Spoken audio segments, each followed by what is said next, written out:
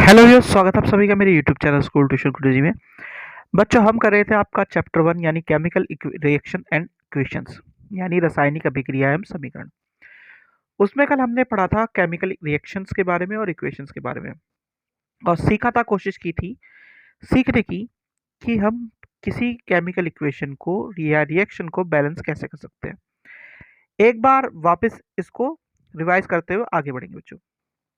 अगर मान लीजिए हमारे पास Fe प्लस H2O, यानी यही वाला एग्जांपल मैं ले रहा हूँ, ये हमारे पास इक्वेशन है, और इधर की साइड में आपका Fe3O4 प्लस H2। तो आपको सबसे पहले क्या करना है बच्चों, आपको इसके जो मेन चीज़ें हैं, जैसे यहाँ पे आपका Fe यानी आयरन, हाइड्रोजन और ऑक्सीजन मेन चीज़ है, तो आप इनको एक साथ लिख लीजिए। अब आपको लिखना है यहाँ पे लेफ्ट हैंड साइड और इधर की साइड में राइट हैंड साइड। तो लेफ्ट हैंड साइड में हमारे पास Fe1, हाइड्रोजन 2, ऑक्सीजन 1 है। इसके बाद राइट हैंड साइड में भी आपको ऐसे ही करना है। Fe हमारे पास 3, ऑक्सीजन हमारे पास 4 और हाइड्रोजन 2 है। तो इसमें सबसे पहले क्या कर सकते हैं बच्चों आप, कि सबसे पहले आप क्या कर सकते हैं कि आप जो 4 नंबर है यानी सबसे बड़ा नंबर है, उससे पहले बैलेंस करने की कोशिश कीजिए। जब आप उससे बैलेंस करने की कोशिश करेंगे तो आपको क्या मिलेगा, आपको जो बैलेंस करने का अमाउंट है वो मिल जाएगा कि आपको किस तरीके से कितना बैलेंस करना है, कहाँ पे बैलेंस करना है। तो जब आप इसे देखेंगे तो आपको क्या देखने को मिलेगा कि आप इसे कि ये है कहाँ पे। तो जब आप इसे देखेंगे बच्चों, जो 4 नंबर है वो ऑक्सीजन में है, और ये हाइड्रोजन और ऑक्सीजन के साथ है, और एक इधर की साइड में हाइड्रोजन अकेला है और इधर की साइड में ऑक्सीजन है। ठीक है, तो अब सिंपली करना क्या है, यहाँ पे आप 4 लिख दीजिए इस इक्वेशन में। तो आपका 4 लिखने से क्या होगा, अगर आप 4 यहाँ पे लिख देंगे तो आपका ये नंबर हो गया कितना बच्चों, 8, और इधर भी 8। ठीक है, ये नंबर आपको दिखेगा कि ये बराबर हो जाएगा। ठीक है बच्चों, फिर उसके बाद आपको दिखेगा क्या कि ऑक्सीजन जो है कितना है, 4 है, तो यहाँ पे हो जाएगा 4। ये वाला नंबर भी आपका बराबर हो गया। तो इसे बराबर करने के लिए यहाँ पे भी आपको 4 लिखना पड़ेगा। तो ये पूरा बराबर हो गया, आपका पहला पोर्शन आपका बराबर हो गया। अब आप देखेंगे कि इधर 3 है और इधर है 1, तो सिंपली क्या कीजिए, इसके साथ 3 लिख दीजिए।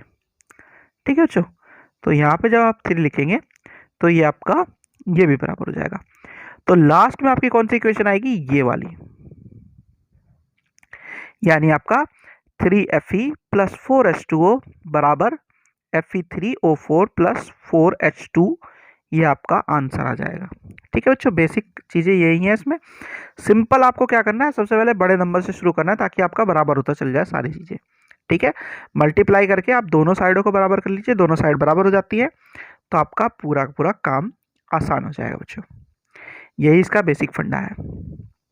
चलिए अब आगे बढ़ते हैं और देखते हैं रिएक्शंस के बारे में। तो इसमें जो रिएक्शन पढ़नी है बच्चों, आपको अलग अलग रिएक्शन पढ़नी है। सबसे पहले जो पढ़नी है आपको वो है डिकम्पोजिशन रिएक्शन। अब डिकम्पोजिशन रिएक्शन कौन सी होती है बच्चों, जब कोई रिएक्शन किसी चीज़ को ब्रेक डाउन कर दे, रिएक्टेंट को स्मॉल प्रोडक्ट्स में ब्रेक डाउन कर दे, स्मॉल चीज़ों में ब्रेक डाउन कर दे, और जो ब्रेक डाउन हो वो रिएक्टेंट से जो ब्रेक डाउन निकले वो कुछ ना कुछ। तो बच्चों ये क्या हो रहा है, यहाँ पे जो रिएक्टेंट है आपका वो स्मॉल प्रोडक्ट में या छोटे चीज़ों में डिवाइड हो रहा है। अब जब डिवाइड हो रहा है वो, तो उस रिएक्शन में आपको क्या चाहिए बच्चों, कुछ लाइट, हीट या इलेक्ट्रिसिटी की जरूरत पड़ेगी। अब इन सब चीज़ों की जरूरत पड़ने की वजह से इसे हम 3 पार्ट में डिवाइड कर देते हैं। थर्मल डिकम्पोजिशन यानी ऊष्मीय विक्षेपण, फिर उसके बाद है आपका इलेक्ट्रोलाइटिक डिकम्पोजिशन यानी विद्युत वियोजन, फिर है फोटोकेमिकल डिकम्पोजिशन यानी प्रकाशीय वियोजन। अच्छा, सबसे पहले बात कर लेते हैं थर्मल डिकम्पोजिशन की, यानी ऊष्मीय वियोजन। होता क्या है, जब किसी चीज़ को हम गर्म करते हैं और वो छोटे सब्सटेंसेस में टूट जाए, सीधी भाषा में ऊष्मा देने का मतलब गर्म कर दिया हमने, और वो छोटे भागों में टूट गया, तो उसे कहते हैं हम थर्मल डिकम्पोजिशन। एग्जाम्पल दिया आपका, लेड नाइट्रेट को हीट किया गया तो लेड ऑक्साइड, नाइट्रोजन डाइऑक्साइड और ऑक्सीजन बन गया आपका। फिर आता है आपका इलेक्ट्रोलाइटिक डिकम्पोजिशन यानी विद्युत वियोजन। अब इसमें क्या है, इसमें भी सिंपल से चीज़ है। हमने क्या किया कि दो चीज़ों को ऐसे डिवाइड किया कि वो आयनिक तरीके से डिवाइड हो जाए या फिर अलग अलग हो जाए। ठीक है, ब्रेक डाउन कर दिया किसी चीज़ को। सबसे आसान है आपका H2O, यानी वाटर को जब हम इलेक्ट्रिसिटी पास करते हैं तो हाइड्रोजन और ऑक्सीजन में अलग अलग हो जाता है ये। इसी तरह का रिएक्शन आपका सबमरीन वगैरह में होता है ताकि ऑक्सीजन को बनाया जा सके। अब बात आती है मेन इंपॉर्टेंट चीज़ की, जो है आपका बच्चों फोटोकेमिकल डिकम्पोजिशन यानी प्रकाशीय वियोजन। ये आपका इंपॉर्टेंट क्वेश्चन है, कई बार पूछा जाता है। इसे ध्यान से पढ़िए, समझिएगा कि जब हम लाइट एनर्जी को यूज़ करते हैं किसी डिकम्पोजिशन रिएक्शन को कैरी आउट करने में, तो उसे हम रिएक्शन को बोलते हैं फोटोकेमिकल डिकम्पोजिशन। अब इसके लिए क्या करते हैं बच्चों, सिल्वर क्लोराइड को हमने क्या किया, सनलाइट में रखा, तो सिल्वर और क्लोराइड अलग अलग हो गया।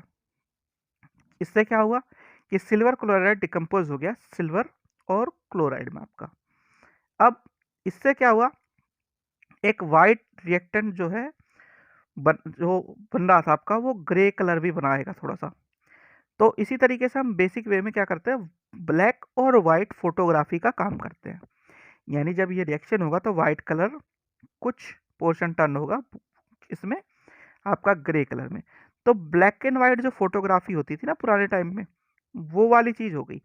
अब इसके साथ एक और रिएक्शन हमें देखने को मिलती है बच्चों, इसी तरह के रिएक्शन को हम क्या कर सकते हैं कि ये वाला भी आपका रिएक्शन है किसमें, फोटोकेमिकल डिकम्पोजिशन में। वो क्या है, हमने क्या किया, सिल्वर ब्रोमाइड को लिया जो कि सेम तरीके से काम करेगा जैसे कि सिल्वर क्लोराइड कर रहा था। वो भी सनलाइट के रखने पर सिल्वर और ब्रोमाइड में टूट जाएगा बच्चों। तो ये क्या कर रहा है बच्चों, ये सिंपल वे में दिखा रहा है कि फोटोकेमिकल डिकम्पोजिशन कैसे होता है बच्चों। तो बच्चों आज का वीडियो यहीं कंप्लीट करते हैं। आशा करता हूँ आपको वीडियो अच्छी लगी होगी। अगर वीडियो अच्छी लगी हो तो चैनल को सब्सक्राइब करें, वीडियो को लाइक करें, शेयर करें। Thank you.